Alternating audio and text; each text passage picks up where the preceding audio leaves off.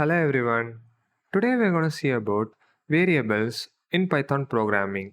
Before going into that, let us cover some basics of variables in programming. I'm going to take a number and I need to store this value inside my computer's memory so that I need not to input it again and again whenever I need it. Now this value is inside my computer's memory, but how can I access it whenever I want? That's where variables come in. Variables are basically containers which is used to hold value in them. Their sole purpose is to label and store data in the memory. You may be wondering why we need variables when we can define values whenever we need it. For starters, variables allow us to manipulate the values inside them through various operations. Variables also help us to write dynamic code rather than a static one. Let's say, for an example, that we have a function that calculates a person's age from their date of birth. The age of the person varies year by year.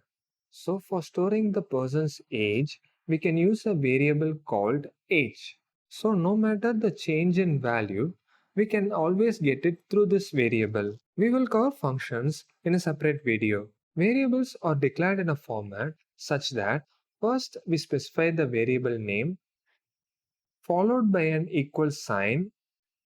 This equal sign is also called as an assignment operator.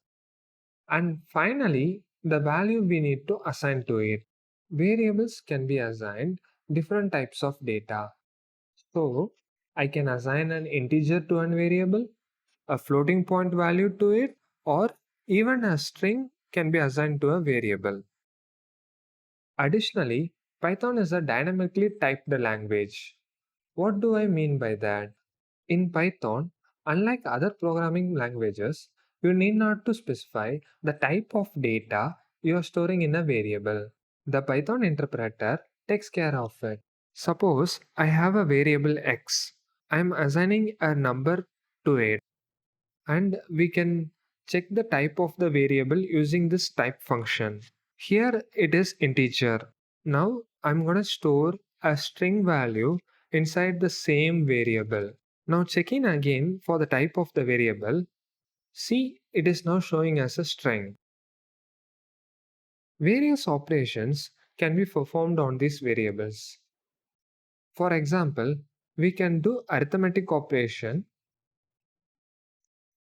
or we can use them as input parameters in various functions. The max function returns the maximum value of the inputs given. If you like this video, you can support me by liking it and subscribe to make sure you don't miss the upcoming tutorials. See you.